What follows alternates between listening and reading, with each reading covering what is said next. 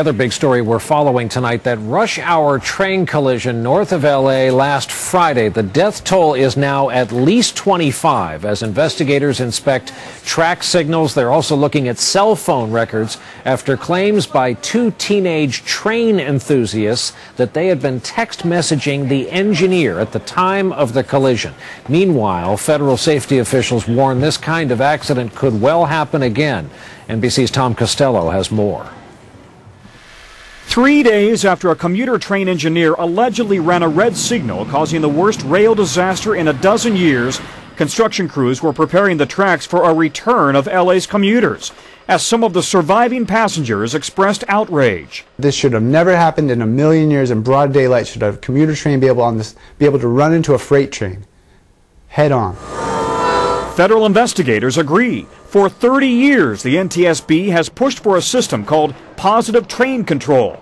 Using transponders in the tracks or a GPS tracker on board, PTC automatically stops a train before it can barrel through a red signal. This curve here is 80 miles an hour. You hit it at 150, you're going off.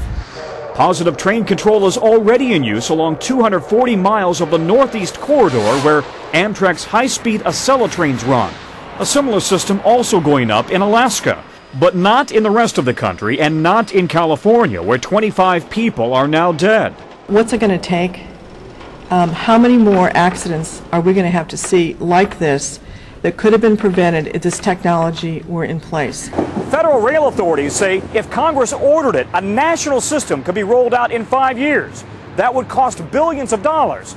But safety experts insist not doing it will surely mean more lives lost.